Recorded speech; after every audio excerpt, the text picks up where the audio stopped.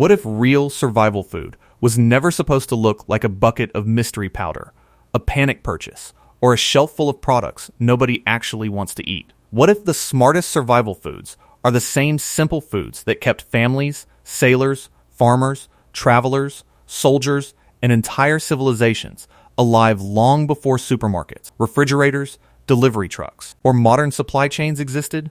Most people today are completely dependent on a fragile system. If the store is full, they feel secure. If the store is empty, they realize they do not actually have a food plan. But our ancestors had to think differently. They needed foods that could sit in a sack, a jar, a crock, a barrel, or a cellar and still be useful months later. Foods that gave calories, protein, minerals, fats, flavor, and strength when fresh food disappeared. That is what real preparedness is. Not fear, not panic, not filling a closet with things your family hates. Preparedness is knowing which old foods actually sustain people when normal life gets interrupted. And today, I'm going to show you 20 ancient survival foods that could help keep your family fed when stores run out. Stick around, because number 12 is a compact, high-calorie food that carried people through brutal winters and long journeys with almost impossible efficiency. And number 19 is one of the simplest ancient staples ever made. But when stored properly, it can last for years and still provide real energy when almost everything else is gone. Make sure you hit that subscribe button, because we post new videos every week for people who want practical food wisdom, family security, and old-fashioned self-reliance that still works today. Let's get into it. Here are 20 ancient survival foods that could keep your family alive when stores run out, ranked from deeply practical to absolutely essential. Number 1, rice, the quiet backbone of survival pantry. Let's start with the food that has fed more people through hardship than almost anything else on Earth. Rice has sustained civilizations across Asia, Africa, the Middle East, Latin America, and the American South. It fed farmers, soldiers, refugees, workers, and families because it was simple, filling, and dependable. Rice works as survival food because it is dense in carbohydrates, which means energy. In a crisis, calories matter. You can have all the specialty foods in the world, but if your family does not have enough energy to get through the day, the pantry fails. White rice stores longer than brown rice because the oils in the bran have been removed. That means it is not as nutrient-rich, but it is much more shelf-stable. Stored dry, sealed, and protected from pests and moisture, white rice can last for years. The practical value is flexibility. Rice becomes porridge for breakfast, soup filler at lunch, and the base for beans, fish, lentils, vegetables, broth, or spices at dinner. It stretches stronger foods so they feed more people. Modern people underestimate rice because it looks plain, but plain is exactly what makes it powerful. Rice does not demand much. It accepts almost anything you add to it. Think of rice as the blank page of the survival pantry, quiet, cheap, and ready to become a meal when you need one. Number 2, dried beans, the protein that waits patiently. If rice is the backbone, beans are the muscle. Dried beans have carried families through hard times for thousands of years because they store well, cook into real meals, and provide plant protein, fiber, iron, potassium, magnesium, and slow-burning carbohydrates. Black beans, pinto beans, kidney beans, navy beans, chickpeas, and white beans all do the same basic job. They turn water, heat, and time into food that fills the stomach and strengthens the body. Beans are survival food because they do not just provide calories, they provide staying power. The fiber slows digestion. The protein supports muscles. The minerals help the body keep functioning when diets get repetitive. Traditional families knew how to use them. Beans with rice, beans with corn, beans in soup, beans mashed into spreads, beans cooked with a little fat, salt, vinegar, garlic, or dried herbs. One pot could feed a household for days. They became forgotten because they require patience. You soak them, you simmer them, you plan ahead. Modern convenience made that feel like a problem, but in a survival pantry, patience is not a weakness. It is part of the design. Dried beans are like edible insurance, sitting quietly in the dark until the day they become dinner. Number 3, lentils, the fast-cooking ancient safety net. Lentils deserve a special place because they do something most dried legumes do not.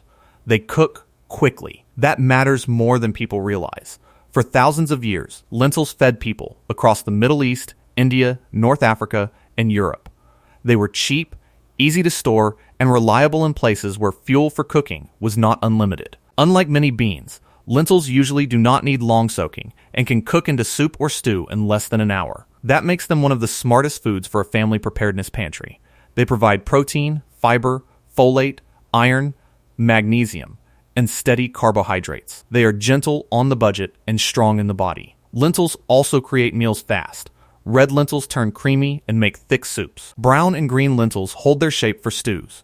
They pair with rice, barley, onions, canned tomatoes, spices, broth, and almost any preserved vegetable. Older cultures understood that lentils were not glamorous, but they were dependable. They could take a handful of ingredients and make them feel complete. Lentils became underestimated for the same reason as beans. They were considered poor food, but poor food often means survival food, tested by people who could not afford waste. Lentils are the pantry's emergency bridge, faster than beans, stronger than noodles, and ready when time and fuel are short. Number 4.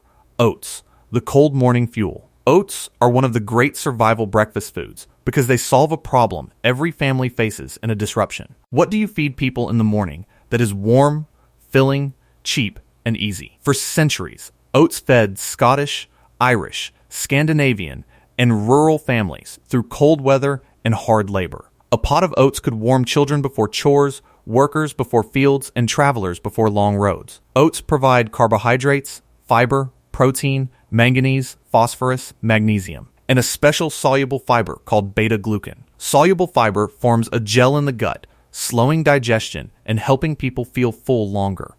In a survival situation, that feeling matters. They also cook easily. Rolled oats need only hot water and a few minutes. Steel-cut oats take longer, but provide a heartier meal. Oats can become porridge, bannock, thickener for soups, homemade granola, or filler in meat patties and loaves. The morale factor is huge. Add a spoonful of honey, raisins, dried apples, cinnamon, or powdered milk, and oats become comfort. In hard times, comfort is not extra. It helps people keep going. Oats became boring because modern breakfast became entertainment. Bright boxes, sugar, colors, and crunch replaced the quiet bowl that actually sustained people. Oats are the wool blanket of the survival pantry. Plain, warm, and more valuable when life gets cold. Number 5. Barley, the ancient endurance grain. Barley is one of the oldest survival grains humans ever grew. It fed ancient farmers, Roman gladiators, medieval peasants, mountain communities, and families who needed food that could handle storage, weather, and hard work. Barley is tougher than many grains. It grows in difficult conditions, stores well when kept dry, and cooks into meals that feel solid. It brings carbohydrates, fiber, selenium, manganese, phosphorus, and beta-glucan fiber, the same kind that makes oats so useful. But barley's real gift is endurance. It does not disappear in the stomach like a soft processed snack. It is chewy, slow, and filling. In soups and stews, it thickens the pot and stretches small amounts of meat, beans, or vegetables into a meal that can feed a family. Traditional kitchens used barley in broths, porridges, flatbreads, and grain dishes. A little barley could make thin soup feel like food with backbone. Modern people forgot barley because wheat became dominant and convenience foods became softer. But survival meals should not always be soft and fast. Sometimes they need to be sturdy. Barley is the grain that teaches the body to slow down and stay fueled, one chewy bite at a time. Number 6. Cornmeal, the frontier food that turned water into dinner. Cornmeal is one of the great survival foods of the Americas. Indigenous peoples grew and processed corn long before European contact, and later frontier families used cornmeal because it was cheap, filling, and easy to turn into food with very little equipment. Cornmeal works because it is flexible. With water and heat, it becomes porridge. With a pan, it becomes cornbread. With salt and fat, it becomes grits, mush, cakes, or dumplings. It can thicken soups, stretch beans, and turn a thin meal into something that feels complete. It provides carbohydrates for energy, some fiber, and small amounts of minerals. If it is made from whole grain corn, it brings more nutrition than refined versions. And when corn is treated traditionally with lime, a process called nixtamalization, it makes the niacin easier for the body to use. That is why traditional corn cultures survived on corn in ways poorly prepared modern diets could not. Cornmeal became underestimated because people think survival food has to be strange, but a bag of cornmeal can make breakfast, lunch, and dinner. It is the pantry food that proves a simple grain can become a dozen meals. Number 7. Wheat berries, the grain that has not been weakened yet. Wheat berries are whole wheat kernels before they are ground into flour. That matters because whole kernels store better than flour. Once grain is ground, more surface area is exposed to air, and the oils can go stale faster. Keep wheat berries dry, cool, and protected, and they can last for years. For ancient farming families, wheat was not just food, it was security. It could be stored after harvest, carried, traded, ground, boiled, sprouted, or baked. A household with grain had options. Wheat berries provide carbohydrates, fiber, protein, B vitamins, magnesium, phosphorus, and manganese. They can be cooked like a chewy grain, cracked into cereal, ground into flour, or sprouted for fresh green nutrition when produce is scarce. That last part is important. Sprouting wakes up the seed. It changes the texture, improves digestibility for some people, and gives a family something fresh from a dry pantry. Modern people forgot wheat berries because flour became convenient. But convenience took away control. If you store the whole kernel, you store possibility. Wheat berries are the seed form of bread, porridge, sprouts, and survival, all waiting in one hard little package. Number 8. Buckwheat, the fast-growing famine fighter. Buckwheat is not actually wheat. It is a seed from a plant that grows quickly, handles poor soil, and has been used across Eastern Europe, Asia, and mountain regions as a reliable survival crop. Families valued buckwheat because it could grow where other grains struggled. It matured fast, fed bees with flowers, and produced hearty food in the form of groats, flour, pancakes, noodles, and porridge. Nutritionally, buckwheat provides complex carbohydrates, protein, magnesium, manganese, and rutin, a plant compound studied for blood vessel support. It is naturally gluten-free, which makes it useful for households that cannot depend on regular wheat. In the pantry, buckwheat groats cook faster than many whole grains. Toasted buckwheat, often called kasha, has a deep, nutty flavor and can become a filling meal with onions, broth, mushrooms, or canned fish. Buckwheat became forgotten because modern grain aisles narrowed our imagination. Wheat, rice, and corn took over, and this old famine-resistant seed got pushed aside. Buckwheat is the survival food that says poor soil does not have to mean poor nutrition. Number 9. Dried peas, the soup that built strength. Dried peas are one of the most practical foods a family can store. Split peas especially cook faster than whole beans, thicken naturally, and create a hearty soup with almost nothing more than water, salt, onions, and thyme. For centuries, sailors, soldiers, farmers, and working families relied on pea soup because it was cheap, compact, and filling. In cold climates, a pot of peas could turn a small piece of salted meat or a spoonful of fat into a meal for everyone. Dried peas provide plant protein, fiber, folate, iron, potassium, and slow carbohydrates. They support fullness, digestion, and steady energy. And because they break down as they cook, they create their own creamy texture without needing milk or expensive ingredients. In a survival pantry, dried peas are valuable because they are simple. No fancy recipe is needed. Add water, simmer, season, and you have food that feels old, warm, and real. They became forgotten because pea soup sounded plain. But plain food has kept more families alive than luxury food ever will. Dried peas are the green bricks of the survival pantry. Small, stackable, and strong. Number 10. Salt, the mineral that made survival possible. Salt is not usually thought of as food, but without salt, survival food does not work the same way. For most of human history, salt was precious because it preserved meat, fish, vegetables, and cheese. It made food safer, made meals taste better, and helped people maintain electrolytes during hard work and heat. Electrolytes are minerals that help the body manage fluids, nerves, and muscles. Sodium is one of them. Too much salt can be a problem, but too little during heavy sweating, illness, or hard labor can also create trouble. Salted fish, cured meat, brined vegetables, pickles, and fermented cabbage all depend on salt. A pantry without salt is not just bland. It is missing one of the oldest preservation tools humans ever had. Families can use salt for cooking, brining, fermenting, and making simple foods edible when variety is low. It turns beans into dinner, cabbage into sauerkraut, and fish into something that can travel. Salt became invisible because it is cheap now, but it was once valuable enough to shape trade routes, wages, and wars. Salt is the survival pantry's quiet guardian, not the meal itself, but the reason so many meals can last. If this list is already making you realize that ancient survival food was not about panic, but about wisdom, hit that like button right now. It helps this video reach people who are tired of depending completely on fragile systems, while simple, proven foods have been hiding in plain sight. And if you have not subscribed yet, click subscribe and join this community. We are rebuilding practical food knowledge before it disappears. Number 11. Vinegar, the acid that protects the pantry. Vinegar may look like a simple bottle on the shelf, but for most of history, acid was one of the great tools of survival. Before refrigeration, families used vinegar to preserve vegetables, brighten heavy meals, clean flavors, and keep food useful a little longer. Ancient Babylonians, Greeks, Romans, and later farm families all used vinegar in some form. It was made from wine, cider, grain, fruit, or whatever sugars could ferment first into alcohol and then into acid. The survival value is not just storage. Vinegar makes plain food easier to eat. A splash on beans, greens, rice, fish, or cabbage can wake up a meal when supplies are repetitive. That matters, because pantry fatigue is real.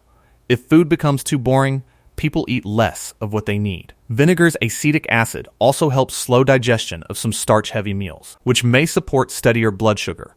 In simple terms, it can help a heavy pantry meal land more gently. Modern people forgot vinegar because we reduced it to salad dressing, but vinegar is the sharp little tool that turns stored food into food people actually want to keep eating. Number 12. Pemmican, the compact calorie engine. This is the compact high-calorie food I teased at the beginning. Pemmican was used by native peoples of the plains, and later by fur traders, explorers, and travelers who needed enormous nutrition in a small package. The traditional formula was brilliant. Dried meat pounded into powder, rendered fat, and sometimes dried berries mixed together into dense cakes.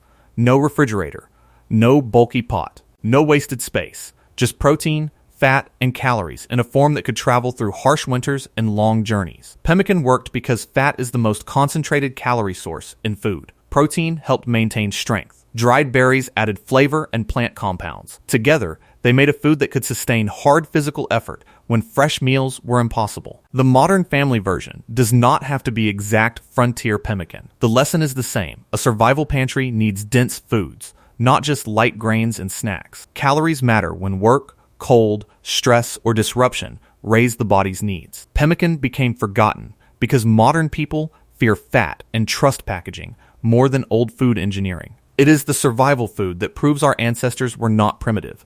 They were designing energy bars centuries before factories tried to copy the idea. Number 13. Jerky, the meat that learned to travel. Jerky is one of the oldest preserved protein foods on Earth. Many cultures dried strips of meat in sun, smoke, wind, or low heat because fresh meat spoils quickly, but dried meat can travel. Native American peoples, South American cultures, African pastoral communities, and frontier families all used dried meat because it solved a survival problem. It turned a successful hunt or slaughter into protein that could be stored, carried, and eaten later. Jerky provides complete protein, iron, zinc, and B vitamins. It is lightweight, compact, and ready to eat. In a family pantry, it can be eaten alone, chopped into soups, added to rice, or simmered with beans and grains to bring flavor and strength. The key is safety and quality. Jerky must be dried properly and stored correctly. Homemade jerky can be useful, but it needs safe methods. Store-bought jerky is convenient, though many brands are loaded with sugar. Jerky became a gas station snack, and that made people forget what it really was. Real jerky is meat, with the water removed and the usefulness left behind. Number 14.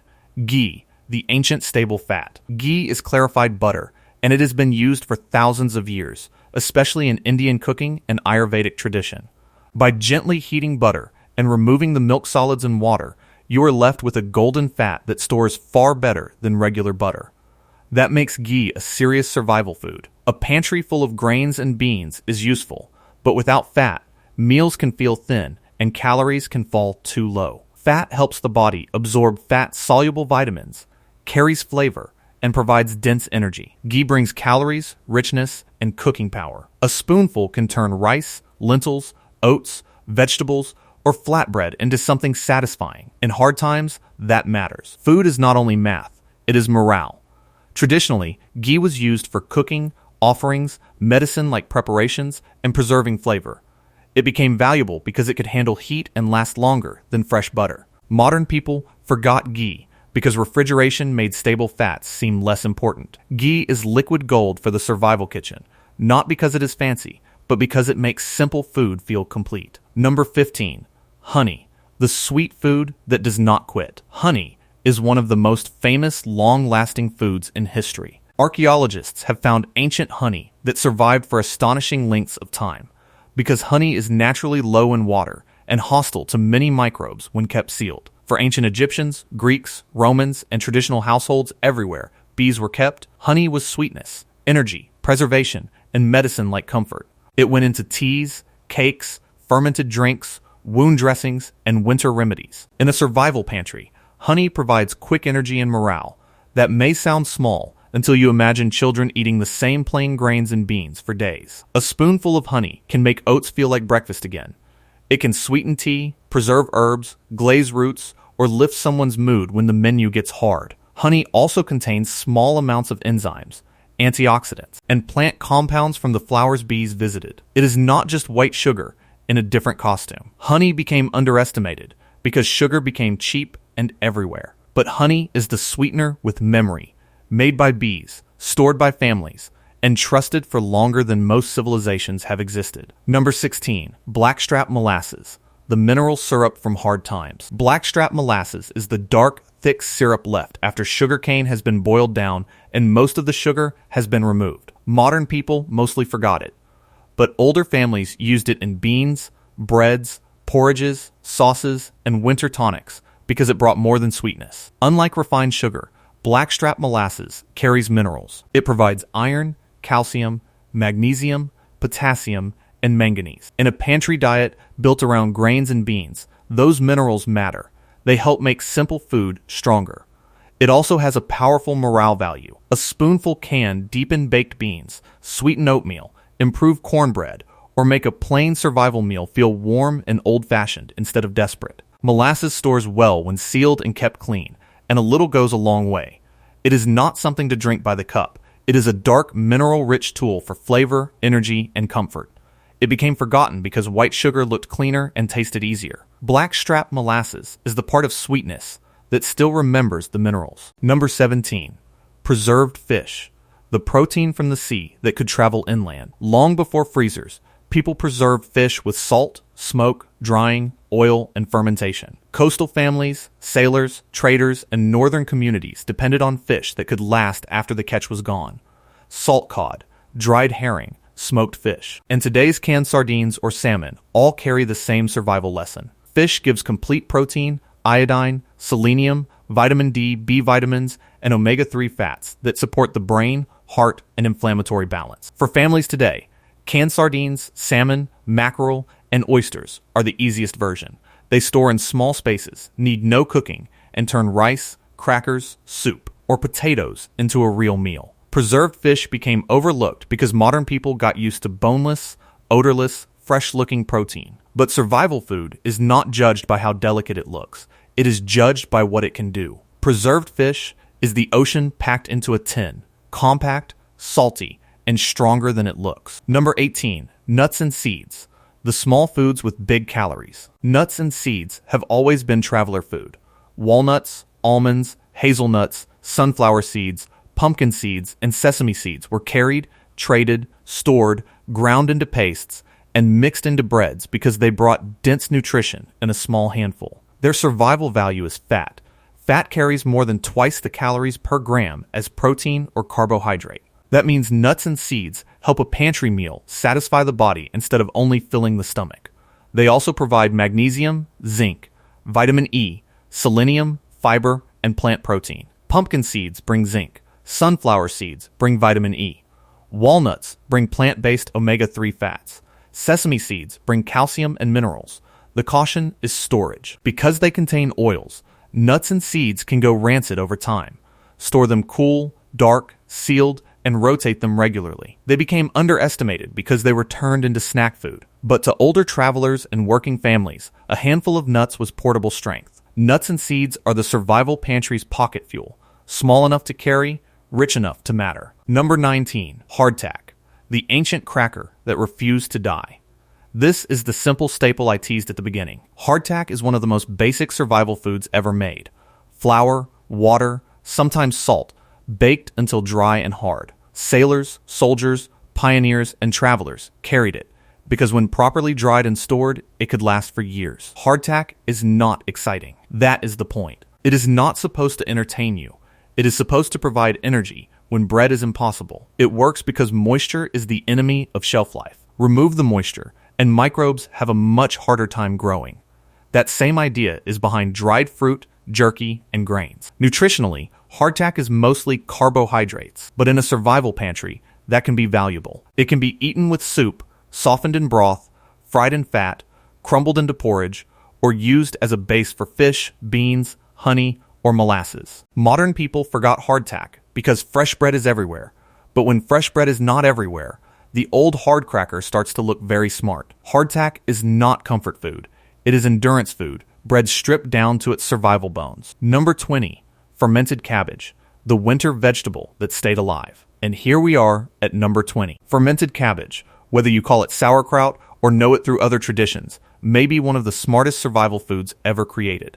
Cabbage is cheap, productive, and nutritious, but fresh cabbage does not last forever. Add salt, press it down, give it time, and the natural bacteria turn it into a sour, preserved food that can carry vegetable nutrition deep into the cold months. Traditional families used fermented cabbage because it brought vitamin C, flavor, acidity, and digestion support when meals were heavy with grains, beans, potatoes, and preserved meat.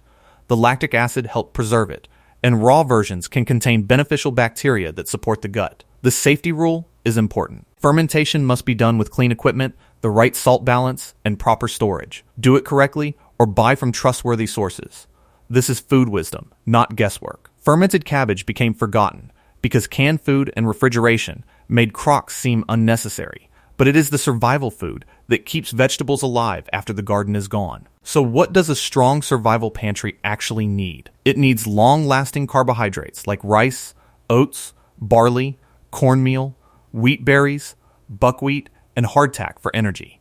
It needs legumes and preserved proteins like beans, lentils, peas, jerky, and fish for strength. It needs stable fats like ghee, plus nuts and seeds for calories and absorption. It needs mineral-rich foods like salt and molasses. It needs acidic and fermented foods like vinegar and cabbage to support flavor, digestion, and preservation. And it needs morale foods like honey, because feeding a family is not only about keeping bodies alive, it is also about keeping people steady. The old pantry was not random.